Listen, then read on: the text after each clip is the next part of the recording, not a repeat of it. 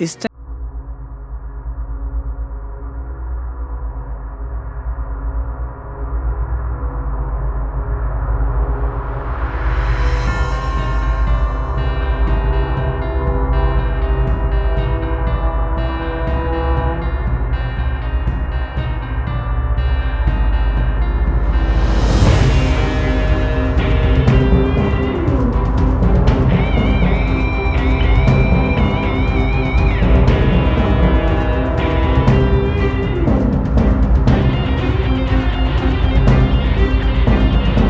तो फिर दोबारा बुलडोजर चलेंगे मतलब. नहीं तो So hi viewers, welcome to our channel. My name is Tushar Sharma.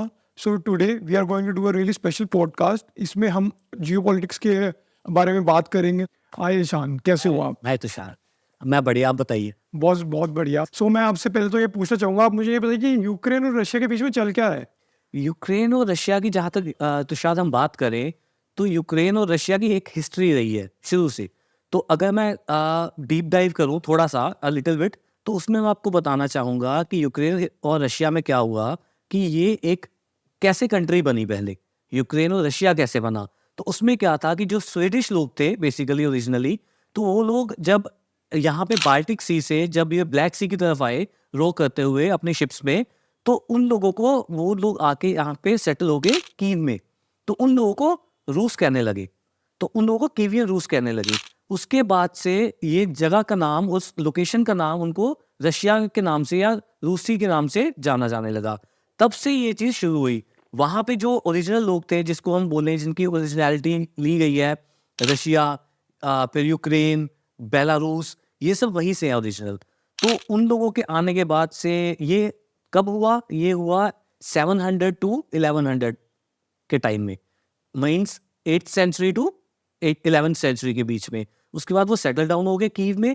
That is why Kyiv को मदरलैंड कहा जाता है रूसी पीपल का। तो इसलिए बस ये कीव को जीतने की जद्दोजहद चल रही है मोस्टली। सो जैसे कि अब हम देख रहे हैं कि रशिया और यूक्रेन में बहुत टेंशन है और इससे वर्ल्ड को भी बहुत इम्पैक्ट पड़ रहा है. सो अब ये बताइए कि वर्ल्ड को जो इम्पैक्ट पड़ रहा है, तो ये लड़ाई रुकेगी कैसे और ये क्या इसका एंड क्या है, इसका एंड पॉइंट क्या है लड़ाई का? तो इसमें पहली बात तो हमें लड़ाई का मोटिव समझना पड़ेगा कि लड़ाई हो क्यों रही है। उसके लिए पहली चीज कि जो यूक्रेन है, यूक्रेन को ब्रेड बास्केट ऑफ यूरोप कहा जाता है, क्योंकि यूक्रेन में गेहूं की पैदावार बहुत ज़्यादा होती है। और रशिया में आपको पता ही होगा कि 70-80% जो उसका एरिया है रशिया का, बहुत बड़ा है रशिया, बट उसका जो ज़्यादातर एरिया है वो बर्फ़ से ढका रहता है, जिसको हम साइबेरिया भी कहते हैं। तो इस वजह से वो चीज़ वहाँ पे गेहूं की पैदावार या वो खेती बाड़ी या वो चीज़ हो नहीं पाती। तो रशिया का शुरू से एक चीज़ रहा है कि उसको कनेक्शन चाहिए यूक्रेन में, राइट? और यूक्रेन से ही होती हुई उनकी गैस पाइपलाइंस भी गुजरती हैं।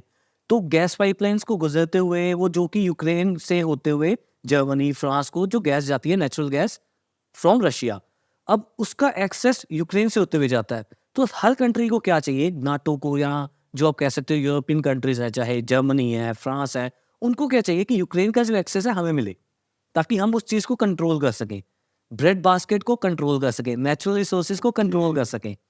सो बेसिकली फाइट इसीलिए है कि वो ये भी वन ऑफ द रीजन है, मैं यही कहूँगा।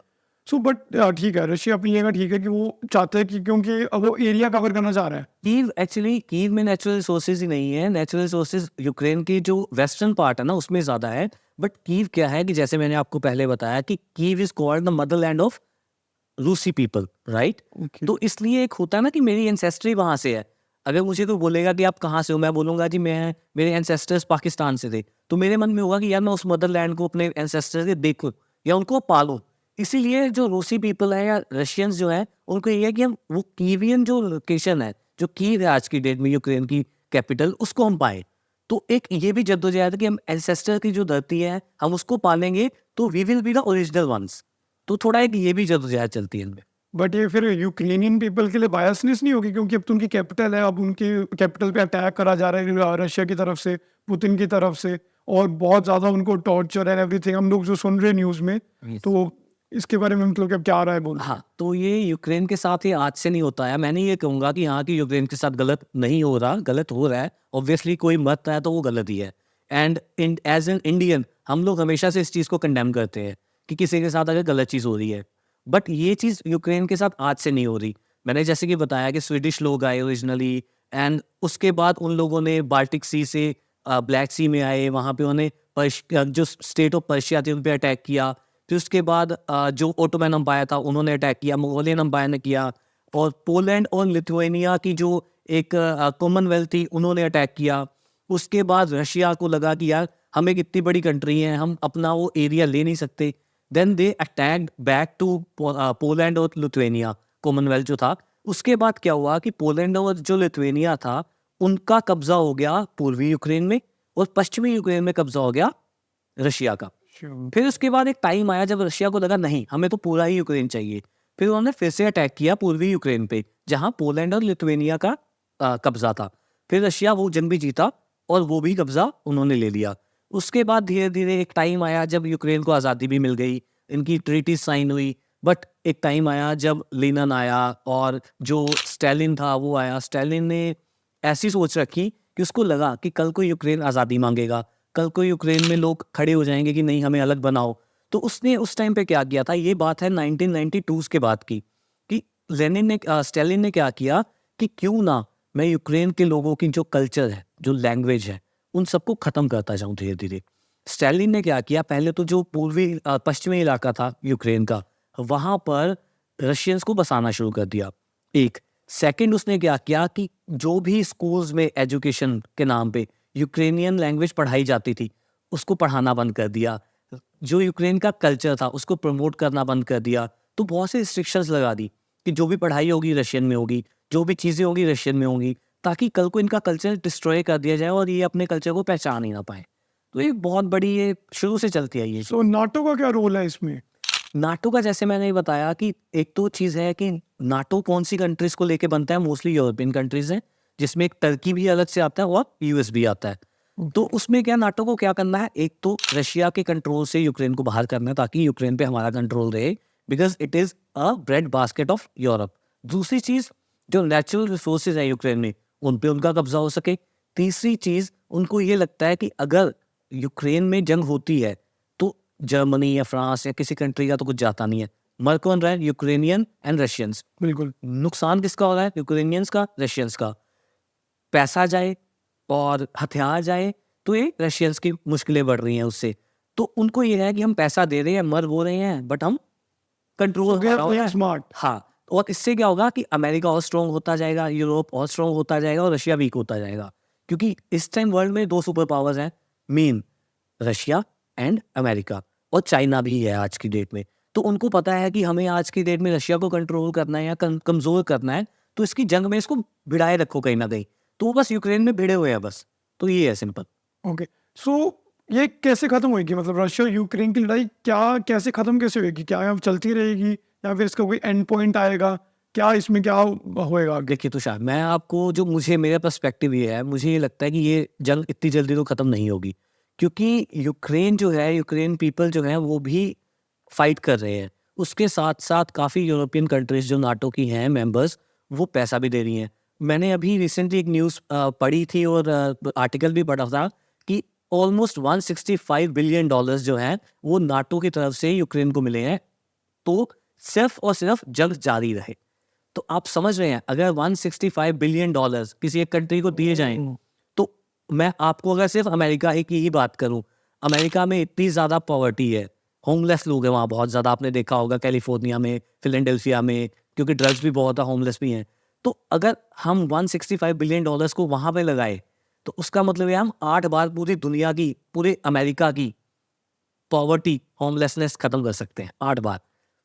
और पूरी दुनिया में ऐसे, जो यूक्रेन की ही बात करूँ अगर पर्टिकुलरली, अगर $165 बिलियन हम दें उनको और कहें कि भाई तुम्हारे देश में जो गरीब हैं उनको पैसे बांटो, तो ऑलमोस्ट हर पर्सन के पास $500,000 होंगे। तो आप समझ सकते हैं इतनी उनकी पॉपुलेशन नहीं है। बट क्यों कि जंग चलती रहे, पैसा आता जा रहा है, जंग इसलिए रुक नहीं पा रही, वरना रशिया कब का जंग ये जीत चुका होता। तो ये जंग खिंचेगी जब तक नाटो या यूएस अपना हाथ पीछे नहीं खींचेंगे, और अगर उन्होंने हाथ पीछे खींचा then Russia will be overtaking Kyiv, तो वो रशिया ओवरटेक कर लेगा। यूक्रेन का मतलब जो फ्यूचर है वो खत्म हो जाएगा अगर ऐसा। यूक्रेन का तो शायद ऑलमोस्ट फ्यूचर ना बहुत खतरे में है। उसका एक बहुत बड़ा कारण है कि ये जंग बढ़ती जा रही है और रशिया मोस्टली जो वेस्टर्न पार्ट है यूक्रेन का उस पर कब्जा करता जा रहा है। 2 स्टेट्स ऑलरेडी यूक्रेन से इंडिपेंडेंस डिक्लेयर कर चुकी हैं और उसके अलावा क्या है कि जो नेचुरल रिसोर्सेज हैं वहाँ पे वो रशिया के कंट्रोल में आ रहे हैं। उसके साथ साथ सिर्फ वो ये वॉर्स की वजह से और डैमेज की वजह से काफ़ी ज़्यादा यूक्रेनियन लोग वो देश छोड़ के भाग रहे हैं। कुछ पोलैंड में जा रहे हैं, कुछ आसपास की अदर बेलारूस में या अदर कंट्रीज़ में जा रहे हैं। तो अगर आपके लोग ही वहाँ नहीं रहेंगे तो आपका सर्वाइवल तो वैसे ही ख़त्म होता जाएगा। तो ये मुश्किल है। तो क्या हम इस चीज़ को कंपेयर कर सकते हैं जो जर्मन्स ने ज्यूज के साथ किया था? नहीं, मुझे लगता है उसके साथ कंपेयर तो नहीं कर सकते, क्योंकि जर्मन्स ने जो ज्यूइश के साथ किया था, वो ज्यूइश के साथ वो इस पे बिहाफ पे किया था कि वो अलग हैं हमसे। वी आर क्रिश्चियंस और हम एक चर्च को मानते हैं, बट यहाँ पे क्या है कि Ukrainian and Russian they share the same ancestry, उनकी चर्च भी सेम है। तो ये रिलीजन बेस्ड तो है नहीं है। ये जियोपॉलिटिकल आप कह सकते हो, जियोग्राफी बेस्ड है एक्चुअली। ओके, सो ये भी बहुत बड़ा टॉपिक है, ज्यूज एंड जर्मनी का, Right. So we will come to हाँ, दैट। मैं एक चीज मैं ऐड करना चाहूंगा कि हमें ये तो पता है कि हिटलर ने कितने लाखों जूइश जो लोग थे मरवा दिए, बट आपको ये भी पता होना चाहिए कि स्टालिन जो थे, जो रशिया में थे, उन्होंने कितने लाखों यूक्रेनियन को मार दिया था। इसका आप सोच भी नहीं सकते। Even though not only Ukrainians, कितने लाखों रशियंस को, कुछ हिस्टोरिकल फैक्ट्स कहते हैं कि इतने हिटलर ने जूइश नहीं मारे थे जितने स्टालिन ने यूक्रेनियन और रशियंस मार दिया। और ये हम किस ईयर तक की बात कर रहे हैं? ये 1992 से शुरू हुआ था, जब उसका दौर शुरू हुआ था स्टालिन का। उसके बाद से जब तक वो जिंदा रहे तो उन्होंने ऐसे किया कि हिस्टोरिकली जो यूक्रेनियंस को खत्म करने पे आ गए थे, वो कल्चर को भी, लैंग्वेज को भी, और जो भी उनके खिलाफ खड़ा होगा उनको खत्म करने। सो जो ये रशिया वर्सेस यूक्रेन है, सो हम इसको मास जेनोसाइड बोलेंगे रशिया की तरफ से, या फिर हम इसको होलोकास्ट सिचुएशन बोलेंगे? नहीं, होलोकास्ट सिचुएशन तो नहीं बोल सकते, ये तो एक वॉर क्राइम कह सकते हैं हम कि वॉर चल रही है और वॉर में लोग मर रहे हैं। हॉलोकास्ट हम उसको बोल सकते हैं जो स्टालिन ने यूक्रेनियंस के साथ किया था back in the day. Back in the time, कि उसने क्या किया था कि 1925 के आसपास की बात है या 30s के आसपास की बात है, जब उसने एक रेजोल्यूशन निकाला कि उसको आई थिंक वो हॉलोडोर था, द हॉलोडोर कहते हैं उसको शायद। तो उसमें क्या था कि यूक्रेनियंस के जो किसान थे वहाँ के, क्योंकि यूक्रेन में किसान खेती बहुत अच्छी चलती थी वहाँ पे, और जब वहाँ पे खेती होती थी तो ये क्या करता था, स्टालिन ने बोल रखा था कि उनकी जो खेती है, जो उन्होंने अनाज उगाया है, वो सब उठा के ले आते थे। तो उस टाइम पे लोग मास भुखमरी से मर गए थे, हंगर से मरे थे उस टाइम पे। जैसा कि आपको याद होगा कि इंडिया में ब्रिटिशर्स के टाइम पे बंगाल में ये सेम चीज़ हुई थी, जब वर्ल्ड वॉर के टाइम पे ब्रिटिशर्स ने अपना जो सारा का सारा राशन था वो उठा के वहाँ से और आगे भेज दिया था सेनाओं के लिए, और बंगाल में मास हॉलोकास्ट हुआ था, जिसमें बहुत से आई थिंक 10 लाख के आसपास लोग मर गए थे। Due to hunger. Yes, due to hunger. तो सेम वे स्टालिन ने भी किया था यूक्रेनियंस के साथ। तो 10 लाख और लाखों की तादाद में लोग मर गए थे उस टाइम पे, वाओ। और वो बहुत ही खतरनाक था उस टाइम। ओके, थैंक्स ईशान हमें इतनी अच्छी इंसाइट देने के लिए, इतनी अच्छी इन्फॉर्मेशन के लिए। आपको रशियन यूक्रेन हमें थोड़ा आइडिया हुआ, ताकि हमें पता लग सके और ऑडियंस को भी पता लगे कि क्या चल रहा है उधर। Right. सो ऐसे ही अब आप देख रहे हो जैसे कि इसराइल वर्सेस पैलेस्टीन चल रहा है। अब देख रहे हो पैलेस्टीन लोगों में, लाइक इसराइल ने गाजा स्ट्राइप वगैरह इतना वो चल रही है, उनकी मिसाइल्स वगैरह, उनके बीच में वॉर चल रही है, इतनी न्यूज़ आ रही है, इतने लोग मतलब मर रहे हैं, इतना कुछ हो रहा है। उसके बारे में आपके क्या व्यूज़ है और वो क्या चल रहा है वहाँ पे एग्जैक्टली?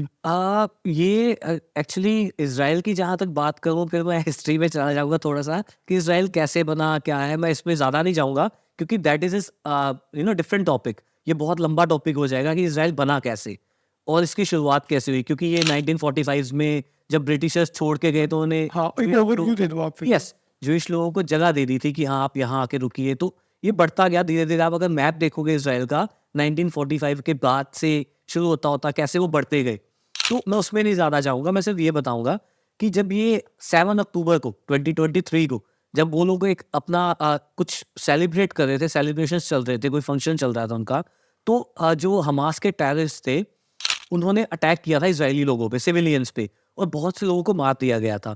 तो सिर्फ उसके अगेंस्ट जाके, उसके रिवेंज में आके जो इजरायली फोर्सेस हैं वो गाजा में आ गई। अब आप अगर मैप में देखो गाजा, पैलेस्टीन जो है वो इजराइल के साथ, इजराइल के अंदर ही मानोगे आप, एक एरिया है। बट गाजा जो है, गाजा एक स्ट्रिप है जो इजराइल के बाहर बॉर्डर के पास बनी हुई है। तो अगर आप देखो तो वो गाजा पे अटैक हो रहा है, और गाजा में अटैक होके वो हमास को मारने की कोशिश कर रहे हैं, जो टेररिस्ट ऑर्गेनाइजेशन है हमास। अब लोग उसको क्या मानते हैं, अरेबिक वर्ल्ड उसको क्या मानता है, मैं उसमें नहीं जाऊंगा। बट इजराइल के लिए या मेरे लिए पर्सनली मैं बोलूँ, या मेरे व्यूज़ में जो किसी सिविलियंस पे अटैक करे, वो एक टेररिस्ट ऑर्गेनाइजेशन है। हालांकि अभी इंडियन गवर्नमेंट ने हमास को कभी टेररिस्ट ऑर्गेनाइजेशन नहीं डिक्लेयर किया, बट ऑल्सो इंडिया ने भी, गवर्नमेंट ने भी हमास के इस अटैक को कंडेम किया था, क्योंकि हम कभी भी इस चीज़ को वो नहीं करते कि हाँ ये हमारे लिए अपना है, या हम इसको कंडेम नहीं करते हमेशा ऐसे गवर्नमेंट लेवल पे। और जब ये हुआ तो इज़राइल ने डिसाइड कर लिया, क्योंकि उनके जो इस टाइम के प्राइम मिनिस्टर हैं नेतन्याहू है, बेंजामिन नेतन्याहू, उन्होंने डिसाइड किया कि वी आर ऑन वॉर और हम जंग लड़ेंगे अब। और उस जंग में क्या हुआ कि गाज़ा के सिविलियन लोग भी मारे गए, क्योंकि हमास ने जो अपने बनाए हुए हैं बंकर्स कह लो, या ठिकाने कह लो, या अड्डे कह लो, वो कहाँ बनाए हैं? हॉस्पिटल्स में, स्कूल्स में, और जैसे कि जो पब्लिक एरियाज़ है, बैंक में, डाक खाने में, तो जहाँ पे लोग पब्लिक एरियाज़ में जाते हैं, जहाँ पे शक ना हो सके, या जहाँ पे इज़राइल को, उनको लगा कि इज़राइली आर्मी अटैक ना कर सके, उनको लगे या बच्चे हैं स्कूल में, हॉस्पिटल में पेशेंट्स हैं, तो वहाँ पे अटैक ना कर सके, तो वहाँ पे उन लोगों ने ठिकाने बना रखे थे, जिसका बाद में इज़राइल ने खुलासा भी किया कि ये ठिकाने हैं, ये देखिए। और आपने देखा होगा न्यूज़ में कि कितनी सारी टनल्स बना रखी हैं उन लोगों ने, चाहे वो सिटी के नीचे हो, चाहे वो हॉस्पिटल्स के नीचे हो, चाहे वो आपके स्कूल्स के नीचे हो बच्चों के, तो टनल्स बहुत सारी बना रखी हैं जिससे वो ऑपरेट करते थे। वो टनल से ऊपर आते थे और बिल्डिंग के ऊपर से आके मिसाइल फायर करते थे और नीचे छुप जाते थे जाके।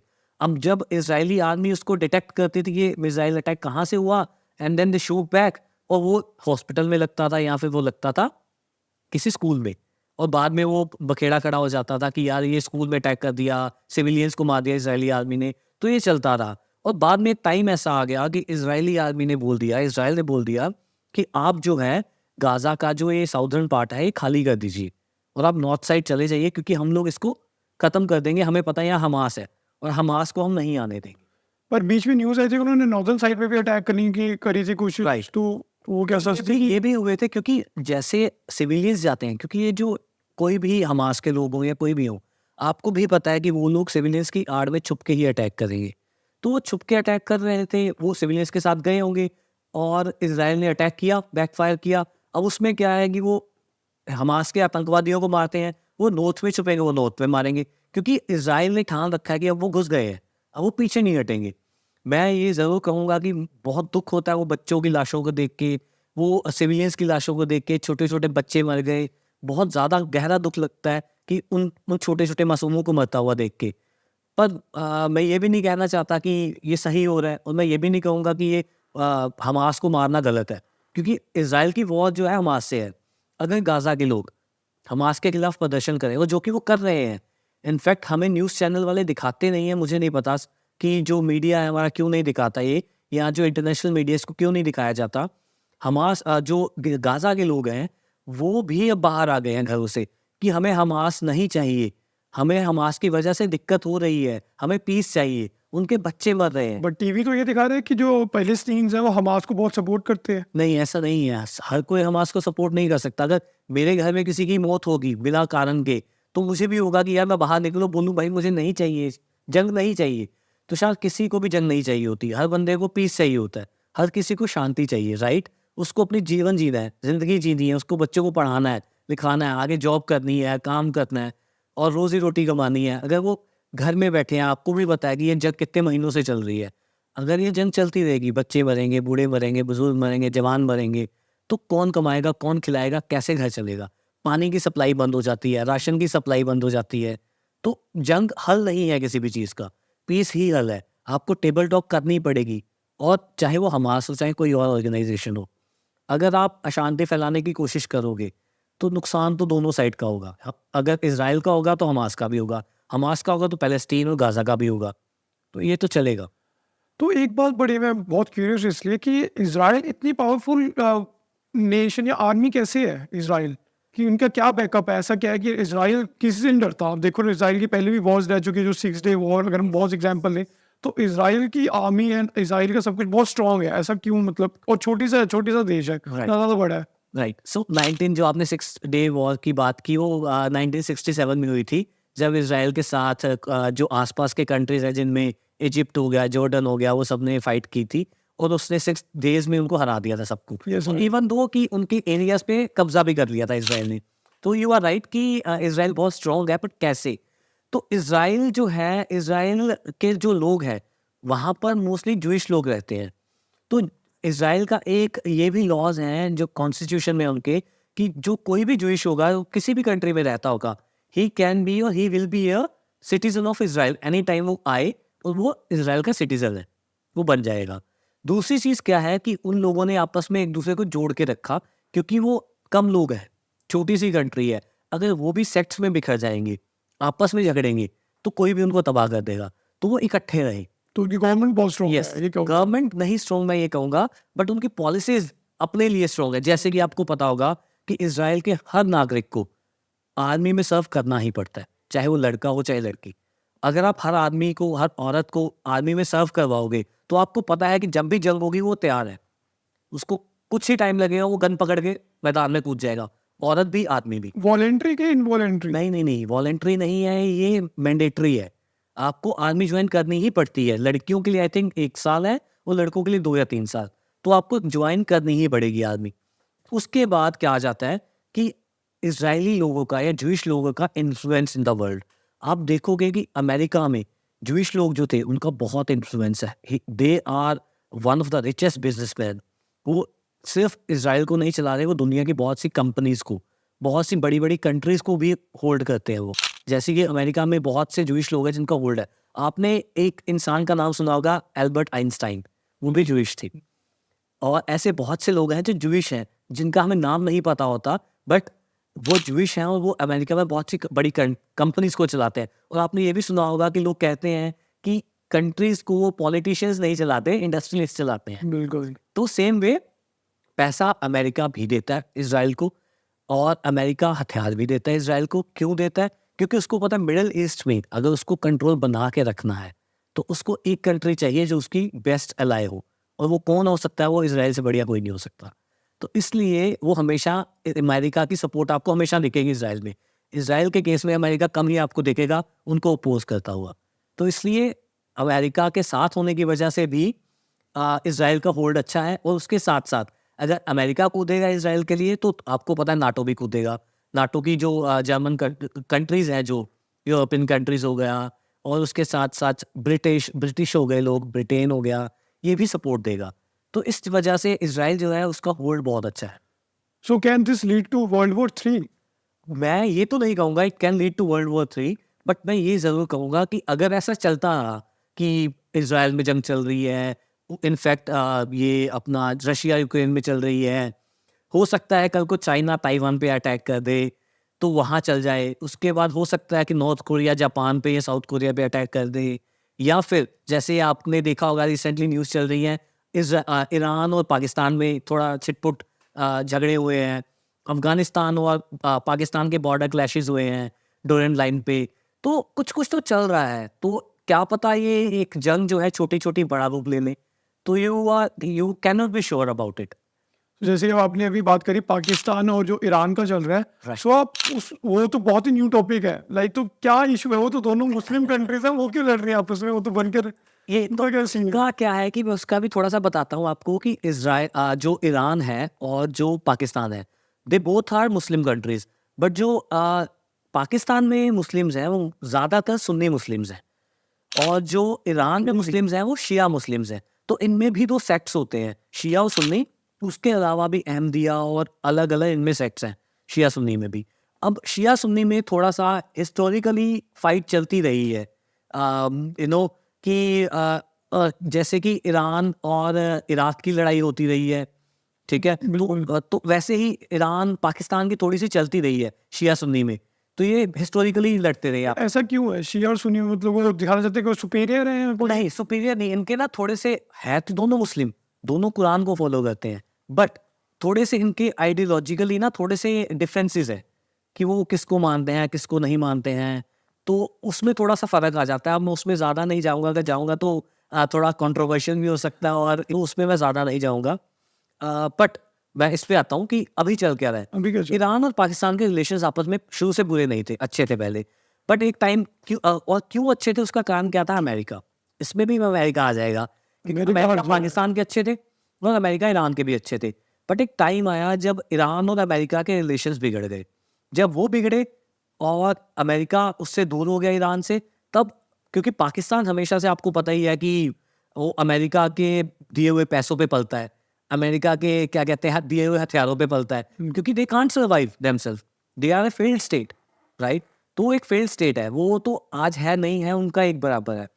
तो वो अमेरिका की वजह से ही वो आज भी सर्वाइव कर पा रहे हैं। वो नहीं मानेंगे, आई नो कि ये लोग मुझे इसमें गाली भी देंगे कि ये क्या बोल रहा है, बट ये सच्चाई है कि अमेरिका ने ही, आपको पता होगा, तालिबान बनाया रशिया के अगेंस्ट लड़ने के लिए अफगानिस्तान में, कि कंट्रोल हमारा हो जाए, और वो उसको अमेरिका ने पैसे दिए। जिहादी किसने बनाए? पाकिस्तान ने। आज वही जिहादी उनको खा रहे हैं पाकिस्तान को, और वो रो रहे हैं कि हम पे अटैक होते हैं, इंडिया करवाता है, रॉ करवाता है। वो रॉ नहीं बोलते, रा बोलते हैं, रा करवाता है। तो ये लेकिन अभी तो उनकी इकोनॉमी का बहुत बुरा हाल है। बहुत ज़्यादा बुरा हाल है। उसकी वजह क्या है कि आप लोगों ने सोच ऐसी रखी कि हम लड़ेंगे, हम जंगे करेंगे। तो उनका वो आपको याद होगा कि उनके प्राइम मिनिस्टर ने ये कहा था कि हम घास की बनी हुई रोटी खा लेंगे, घास खा लेंगे, पर न्यूक्लियर बम बना के मानेंगे। तो जिनकी सोच ऐसी होगी एटीट्यूड ही गलत है। कि यस, कि जंग करनी, हम जीतेंगे, हम सुपीरियर हैं, तो आप नहीं सर्वाइव कर सकते। पहले आपको कुछ बनना पड़ेगा। तो सेम वे हम ईरान और पाकिस्तान पे आते हैं कि अभी क्या हुआ रिसेंटली कि ईरान ने पाकिस्तानी जो बॉर्डर लाइन है, जो बलूचिस्तान का एरिया है, जहाँ ईरान और पाकिस्तान का बॉर्डर मिलता है बलूचिस्तान में, वहाँ पे ईरान ने अटैक किया और मिसाइल अटैक किया, जिसमें पाकिस्तान की तरफ से बोला गया कि 4 लोग हमारे मारे गए, जिसमें 2 बच्चे थे। बट ईरान बोल रहा है कि हमने अटैक किया जैश अल अदल पर। जैश अल अदल क्या है? वो एक टेररिस्ट ग्रुप है ईरान की अकॉर्डिंगली, जो वो चाहता है कि जो ईरान की साइड में एरिया है बलूच लोगों का, कि उसको कब्जा करने के लिए। और पाकिस्तान ने कहा कि ऐसा कोई ऑर्गेनाइजेशन नहीं थी वहाँ पे, हमारे सिविलियंस मारे हैं। फिर रिटेलिएशन में पाकिस्तान ने अगली ही रात को अटैक कर दिया ईरान पे, ईरान के बलूचिस्तान के एरिया पे, जिसको कुछ अलग बोला जाता है। तो उसमें अटैक किया और पाकिस्तान ने बोला कि हमने, जो बीएलए के सैनिक थे वहाँ पे, BLA means Balochistan liberation army, जो चाहते हैं कि पाकिस्तान में बलूचिस्तान का जो एरिया है वो अलग हो जाए पाकिस्तान से। क्योंकि पाकिस्तान का जो, अगर आप बोले कि 60% एरिया जो है वो बलूचिस्तान है, और जो रिसोर्सेज है, नेचुरल रिसोर्सेज, पाकिस्तान में सबसे ज़्यादा नेचुरल रिसोर्सेज बलूचिस्तान में है। बट अगर आप डेवलपमेंट देखोगे बलूचिस्तान की, तो वो आप कह सकते हो कि ऑलमोस्ट ज़ीरो है, क्योंकि पाकिस्तानी आर्मी ने बलूचिस्तान में बहुत ज़्यादा कैद ढाया है, बहुत लोग मारे हैं वहाँ के, अभी भी लोग गायब है वहाँ के। तो अभी क्या है कि पाकिस्तान ने कहा कि हमने बीएलए के टेररिस्ट को मारा है वहाँ पे, बट ये कह रहे हैं ईरान वाले कि नहीं, वहाँ पे हमारे 9 लोग मर गए। तो ऐसे ही इनकी ना थोड़ी वो चिटपुट वार चल रही है। अब उसके बाद क्या होता है कि पाकिस्तान के 4 लोग जो थे, जो मजदूर थे, वो ईरान में काम करते थे, मजदूरी करते थे। कुछ लोग आते हैं, उनको गोलियां मार के चले जाते हैं ईरान में। तो अब ये थोड़े छोटी वॉर्स तो हो रही हैं, बट गवर्नमेंट लेवल पे बोला जा रहा है नहीं, सब हम सॉर्ट कर लेंगे, हम शांति से बात करेंगे। ओवर दिखाया नहीं जाता। यस, बट ये चीज़ें चल रही हैं, थोड़ी घटनाएं चल रही हैं। क्यों? क्योंकि पाकिस्तान कहता है कि जो हम अटैक कर रहे हैं, हम वहाँ पे जो टेररिस्ट ग्रुप वहाँ पे शरण लेके बैठे हैं, उन पे कर रहे हैं, जो बीएलए है। ईरान कह रहा है हम इन पे जो अटैक कर रहे हैं, हम टेररिस्ट ग्रुप पे कर रहे हैं, जो पाकिस्तान जिनको सपोर्ट कर रहा है, जैश अल अदल को। तो ये दोनों ही नेशन एक दूसरे को ये बोल रहे हैं कि आप हमारे खिलाफ एक टेररिस्ट ऑर्गेनाइजेशन को सपोर्ट दे रहे हो, और दूसरा कह रहा है आप हमारे खिलाफ दे रहे हो। तो ये चल रहा है। तो ईशान, जैसे अयोध्या पे तो आप देख रहे हो बहुत वीडियोस बन रही है, तो अयोध्या की तो हिस्ट्री सबको पता लग ही चुकी है कि कैसे क्या था, कैसे मस्जिद था और क्या क्या हुआ। सो अब फिलहाल जैसे काशी विश्वनाथ और में क्या विवाद चल रहा है, काशी विश्वनाथ का क्या चल रहा है आजकल उधर? ठीक है, तो मैं आपको बताता हूँ काशी विश्वनाथ का है क्या। आपको पता होगा कि काशी विश्वनाथ जो है वो बनारस में है, वाराणसी में, और वो हमारे 12 जो ज्योतिर्लिंग हैं उनमें से एक है। उसमें क्या है कि अगर आप जाओगे मंदिर कभी, तो वहाँ पे मंदिर तो जो बना हुआ है नया, वो तो अलग है, बट अगर आप जब मंदिर को घूमते हो तो राइट साइड में एक नंदीगंज जी है। जैसे आपको भी पता होगा तुषार कि नंदी जी का मुंह हमेशा शिवलिंग की तरफ होता है, राइट। बिल्कुल। तो जो नंदी जी का मुंह है, वो नंदी जी का मुंह जो है वो मस्जिद की तरफ है, जिसको ज्ञानवापी मस्जिद कहा जाता है। और वो मस्जिद की तरफ मुंह होना अपने आप में एक चीज दर्शाता है कि पहले यहाँ पे मंदिर था, या हो सकता है, क्योंकि उनका मुंह हमेशा उस तरफ होगा, राइट। तो ओके चल रहा है, तो इसको प्रूव करने का कोशिश कर रहे हैं, तभी तो फिर दोबारा बुलडोजर चलेंगे मतलब। नहीं, तो उसके बारे में बताता हूँ कि हुआ क्या है कि एक तो ये था, दूसरी चीज़ क्या हुआ कि हमने अगर उसकी एक पूर्वी जो दीवार है वो देखी ज्ञानवापी मस्जिद की, तो वो साफ दर्शाती है कि वो दीवार जो है उसमें घंटियाँ बनी हुई हैं और मंदिर की जो दीवारें थी उनको तोड़ के बनाया गया है या उनसे बनाया गया पिलर्स को जोड़ के। तो एएसआई ने अभी एक सर्वे किया था जिसकी रिपोर्ट अभी तक बाहर नहीं आई थी बट अब आ गई है, जिसमें बताया गया है कि हाँ, इसके नीचे जो था वो मंदिर ही था, इस मस्जिद के नीचे। और अभी जो इलाहाबाद हाई कोर्ट है उसने भी बोल दिया है कि आप वहाँ पूजा कर सकते हो। और अभी रिसेंटली जैसे ही उन्होंने बोला कि आप पूजा कर सकते हो, उसी शाम वहाँ पे मंदिर के पुजारी वगैरह सब पहुँच गए। उसी शाम वहाँ तहखाने में पूजा संपन्न भी हो गई है। 2 दिन पूजा ऑलरेडी हो चुकी है वहाँ पे। अब हम देखते हैं कि इस पे क्या एक्शन होता है, गवर्नमेंट लेवल पे हो जाए या कोर्ट लेवल पे हो जाए, सुप्रीम कोर्ट में जाता है या कैसे होता है ये चीज़? हाई कोर्ट में रहता है या सुप्रीम कोर्ट तक जाता है? या कि हमारे जो मुस्लिम भाई हैं, मुस्लिम पक्ष है, वो हमें खुद वो मंदिर दे देते हैं कि यार हम भी जानते हैं कि आपका ये हिस्टोरिकली फैक्ट है एक, और 2-3 मंदिर माँग रहे हैं हम अपने, ज़्यादा तो नहीं माँगे जा रहे। एक माँग रहे हैं मथुरा का, एक माँग रहे हैं ज्ञानवापी का। तो अगर वो दे दिए जाते हैं, तो उसमें मुझे नहीं लगता कोई दिक्कत होनी चाहिए। पूरी दुनिया में कितने लोग मुस्लिम, सबसे बड़ा मुस्लिम नेशन है Indonesia. Second largest population world में मुस्लिम्स की है इंडिया में। और इंडिया में लाखों की तादाद में मस्जिदें हैं, राइट? तो अगर वो हमें हमारे मुस्लिम भाई 2 या 3 वो मस्जिदें दे देते हैं, तो मुझे नहीं लगता इसमें कोई इशू होना चाहिए। क्योंकि हम लोग कब से इसके लिए कोर्ट में केस लड़ रहे हैं, फाइट कर रहे हैं। तो अगर वो प्यार से, सहमति से सब चीज़ें हो जाएँ, तो खुद को खुशी मिलती है और आपस में भाईचारा भी बना रहता है। तो इसके लिए वो जद्दोजहद चल। अगर प्यार से नहीं होता है, क्योंकि हिस्ट्री तो ऐसा दिखाती नहीं है कि प्यार से कुछ हुआ है। नहीं, हिस्ट्री तो नहीं दिखाती है, आई आई नो, बट स्टिल एक उम्मीद होती है क्योंकि वो जो इंडियन मुस्लिम्स हैं, वो अरब से तो आए नहीं है, वो भी इसी देश के हैं, इसी देश की हिस्ट्री से जाने गए हैं वो, यहीं पे पैदा हुए, यहीं पे पले-बड़े, उनके माँ-बाप, भाई-बहन सब यहीं से हैं। तो उनको भी पता है कि एक समाज का सौहार्द जो होता है, वो वही होता है जहाँ पीस हो। अगर पीसफुली चीज़ें हो जाएँगी तो बहुत अच्छा होगा। और दंगे, फसाद ये तो होने भी नहीं चाहिए। ये बिल्कुल। किसी भी देश की इकोनॉमी को, इकोनॉमी किसी भी बहुत इम्पैक्ट देश करती के जो आपसी भाईचारे को खत्म कर देता है। तो बेटर है कि प्यार से सब चीज़ें, वरना कोर्ट में तो केस चल ही रहा है और कोर्ट के थ्रू जाएँगे, क्योंकि अगर लड़ना झगड़ना होता तो वो तो कब का खत्म हो चुका होता। लड़ने झगड़ने में हिंदू वैसे विश्वास नहीं रखता। तो मेरा तो यही मानना है कि वो प्यार से हो जाए, ज़्यादा बेटर है कि उनकी भी इज़्ज़त बढ़ जाएगी कि ये उन्होंने खुद दे दिया, तो उनका भी मान हो जाएगा। और अगर ये नहीं होता तो कोर्ट केस के थ्रू होता है, तो जैसे वो राम मंदिर के लिए हुआ, तो फाइट तो चल ही रही है उसके लिए। तो देखते हैं क्या बनता है। ओके, थैंक्स ईशान, इतनी सारी इंसाइट देने के लिए हमें इतने अच्छे-अच्छे टॉपिक्स पे। तो जाते-जाते एक बात बता जाइए कि अब जो इतनी सारी वॉर चल रही है, आप देख रहे हैं यूक्रेन हो गया, रशिया, अब हमने इतना कुछ डिस्कस किया, तो ओवरऑल वर्ल्ड इकोनॉमी में इसका क्या इम्पैक्ट है और क्या होएगा? देखिए, जैसा आप देख रहे हैं कि जब यूक्रेन और रशिया की वॉर शुरू हुई थी, तो एकदम से शेयर मार्केट जो थी, स्टॉक मार्केट जो थी, वो भी गिरनी शुरू हो गई थी और चीज़ें महँगी होनी शुरू हो गई थी। पेट्रोल के दाम बढ़ गए थे, डीज़ल के दाम बढ़ गए थे, कच्चे तेल के दाम बढ़ गए थे। तो अगर ये चीज़ें चलेंगी, तो दिक्कतें तो आएँगी। अगर जंग चलेगी, तो जंग को चलाना, उसमें पैसा जाता है। कोई भी देश में अगर जंग होती है, किसी भी कंट्रीज़ में अगर जंग होती है, वो देश तो पीछे, कई साल पीछे चले जाते हैं इकोनॉमिकली। साथ-साथ जो आस-पास के कंट्रीज़ जो उन पे डिपेंड होते हैं, वो भी पीछे जाने लगते हैं। जैसे कि रशिया हो गया, बहुत सी कंट्रीज़ हैं, इवन इन इंडिया, जो तेल पे उन पे हम लोग लाया करते हैं। तो हम लोगों को भी उसका नुकसान होता है। तेल के दाम बढ़ेंगे, तेल के दाम बढ़ने से चीज़ों के दाम बढ़ेंगे, सामग्री के दाम बढ़ेंगे, इन्फ्लेशन रेट बढ़ेगा, आम आदमी की जेब ज़्यादा कटेगी, तो दिक्कत तो होगी ही होगी। और अगर ये जंगें और देशों में बढ़ गई, जैसा मैंने पहले बताया कि चाइना, ताइवान हो गया, Japan, north Korea, south Korea हो गया, अगर ये और देशों में दिक्कतें बढ़ी, तो फिर उसका नुकसान तो सबको झेलना पड़ेगा। इसीलिए इन जंगों को रोकना सबसे ज़रूरी है। इंडिया इसीलिए कभी भी किसी कंट्रीज़ की साइड नहीं लेता। इंडिया शुरू से ही, चाहे वो कोल्ड वॉर का टाइम था, जब अमेरिका और यूएसएसआर का कोल्ड वॉर चल रहा था। और आपको मैं एक चीज़ बता दूँ, यूएसएसआर का और अमेरिका का कोल्ड वॉर ऑलमोस्ट 45 ईयर्स चला है। 1945 से लेके, सेकंड वर्ल्ड वॉर से लेके 1991 तक, जब तक यूएसएसआर टूट के 15 कंट्रीज़ में बँट नहीं गया और रशिया अलग हो गया। तो तब से लेके तब तक ये चला और उससे नुकसान ही नुकसान हुआ सब कंट्रीज़ को। वरना अगर सब लोग ये लड़ने को छोड़ के तरक्की की तरफ जाते, तो आज आई थिंक अब सारे लोग बहुत आगे होते। और इंडिया ने कभी भी एक साइड नहीं ली, क्योंकि अमेरिका जो था और जो यूरोपियन कंट्रीज़ थी वो एक तरफ थी। रशिया और अदर कम्युनिस्ट कंट्रीज़ जो थी वो एक तरफ थी। इंडिया ने कभी भी एक तरफ की साइड नहीं ली। किसी तरफ नहीं गया, क्योंकि वो कभी भी जंग के बीच में घुसना नहीं चाहता, कभी वो एक तरफी साइड नहीं लेना चाहता। हम हमेशा पीस की साइड रहे हैं, हम हमेशा समझौते की साइड रहे हैं कि नहीं, लड़ना नहीं है, आगे बढ़ना है।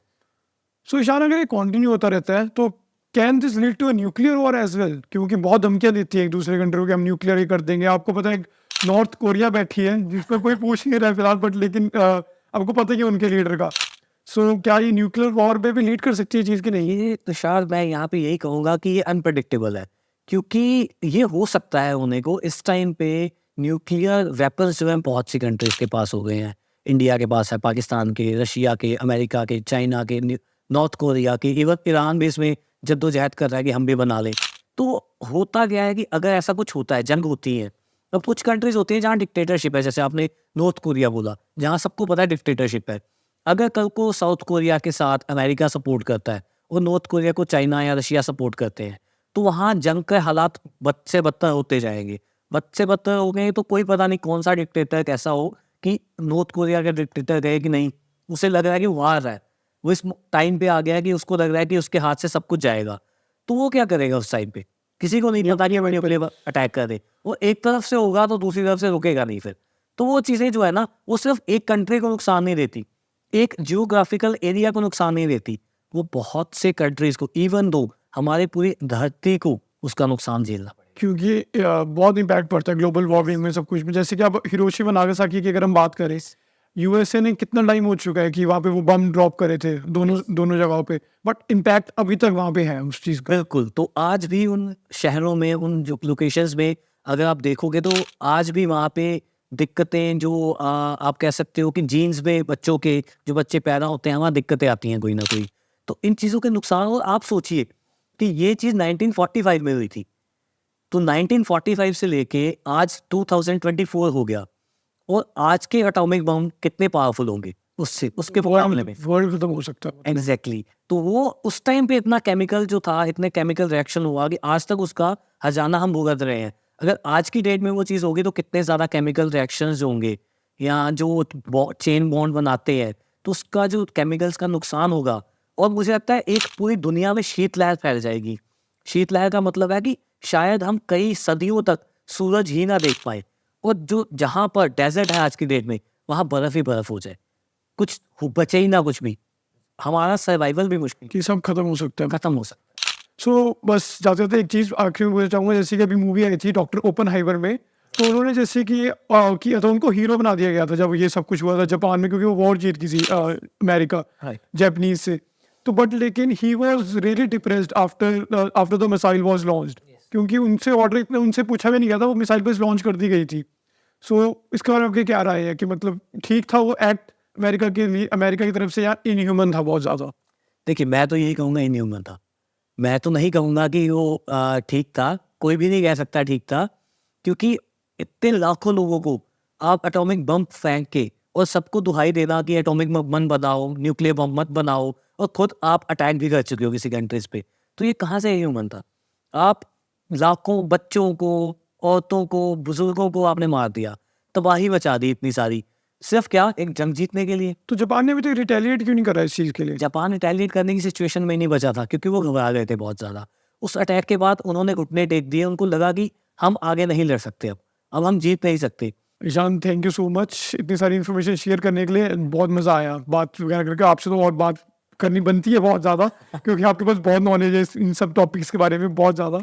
सो अब जाते जाते, बस आपसे जाते जाते आप क्या राय देना चाहोगे? मतलब जियो पॉलिटिक्स वगैरह को रिलेटेड हो गया, या फिर हमें ह्यूमैनिटी के रिलेटेड, पीस के रिलेटेड, आप क्या राय देना चाहोगे? कैसे कैसे वर्ल्ड को आगे अपने आप को देखना चाहिए या जाना चाहिए? तुषार, मैं यही कहना चाहूँगा कि अगर हम लोग हैं, हम एक संसार हैं, सारी जो, जैसे कि हमारे धर्म में बोला जाता है वासुदेव कुटुंबकम, कि जो सारी दुनिया है हमारा परिवार है। अगर हम इस सोच को लेके चले तो सारे ही हमारे भाई हैं, सारे बहन हैं, सारे ही अपने हैं, तो अपनों के साथ कौन लड़ेगा? बट अगर हम, जो हमने, इंसान ने आगे बॉर्डर बना दिए, अब उन बॉर्डर को लेके, अपने कल्चर्स के डिफरेंसेस को लेके, अपने रिलीजन के डिफरेंसेस को लेके, अपनी ताकत की ईगो को लेके हम अगर लड़ते रहेंगे तो हम तबाही की तरफ ही जा रहे हैं, निश्चिंत, ये पता ही है। बट अगर हम ये सोचें कि सारी दुनिया हमारा परिवार है और हमें आगे तरक्की करनी है मिल के, हमें मिलकर रहना है, हमें एक दूसरे का साथ देना है, हमें ये छोटे-छोटे कॉन्फ्लिक्ट को भूलना है। तो मुझे लगता है हम बहुत कुछ आगे बढ़ के सीखेंगे। हम उस दिशा में जा रहे हैं साइंस के साथ कि जिस दिशा में हमें ये पता है कि जीन्स के ऊपर वर्क हो रहा है, ठीक है? रोबोट के ऊपर वर्क, एआई के ऊपर वर्क हो रहा है। इवन दो एक ह्यूमन पर्सन कैसे, ह्यूमन बीइंग को कैसे बनाया जा सके, उस पे वर्क हो रहा है। और आप चाँद पे जा रहे हो, आप मंगल पे जा रहे हो। बहुत सी चीज़ें हैं जो उजागर हो सकती हैं इस दशक में कि यार कि कैसे होगा, ये चीज़ कैसे बनी थी, बिग बैंग थ्योरी में क्या है एक्चुअल में हुआ था। तो बहुत कुछ है जानने वाला, बट अगर हम ये लड़ाई झगड़ों में फँसे रहेंगे, तो मुझे नहीं लगता हम आगे जान पाएँगे। आगे तो यही होगा कि सर्वाइवल ऑफ द फिटेस्ट ही चल रहा है आजकल तो। अगर ये चलता रहेगा, तो बचेगा क्या? जो पावरफुल है वो वो बच जाएंगे बचेगा, और वो बचेगा भी, तो वो उस हालात में बचेगा जब उसके पास पाने को भी कुछ नहीं होगा और खुद उसने सब कुछ दिया होगा। क्योंकि उसके पास होगा क्या? वो लड़-लड़ के जंगें वो खाली हो तो चुका है। एट द एंड इसका कोई रिजल्ट नहीं है, बस ये जंग का कभी तुषार कोई रिजल्ट होता नहीं है। कमज़ोर हारता है, बलवान जीतता है। बट वो जीत अधूरी है जब आपको पता है कि आप अकेले पड़ जाओगे। आप बचेगा ही कुछ नहीं धरती पे। तो क्या फ़ायदा उस चीज़ का? आप किस पे अगर राज भी करो, मान लो कि अमेरिका दुनिया की इकलौती कंट्री बन जाती है जो बच जाती है, बाकी सबको तबाह कर देती है। तो क्या कर लेंगे वो बच के? सारी धरती ही तबाह हो जाएगी। मुझे नहीं लगता कि सर्वाइव भी कोई कर पाएगा उस धरती पे। तो क्या फ़ायदा उस धरती का? क्या फ़ायदा उस रहने का? तो बेटर है कि आप एनवायरनमेंट पे ध्यान दो, आपसी रिलेशंस पे ध्यान दो, आपसी प्यार पे ध्यान दो, साथ मिलके तरक्की करने पे ध्यान दो। जैसा कि अभी अमेरिका, नासा और इसरो कर रही है कि एडवेंचर्स जो हैं उनके जो मिशंस हैं वो इंडिविजुअली नहीं कर रहे, वो मिलके भी कर रहे हैं साथ-साथ। तो उसका मज़ा है कि आपने सीखा, देखा, झेला, समझा कि आप चल क्या रहा है दुनिया में। बट अगर आप अपनी जद्दोजहद में लगोगे, मुझे पावरफुल बनना है, मुझे लड़ना है, तो खत्म हो जाएगा सब कुछ। मैं यही कहूँगा पीस का एक सबको जो जाना चाहिए कि पीस है तो दुनिया में सब कुछ रहेगा, वरना खत्म हो जाएगा।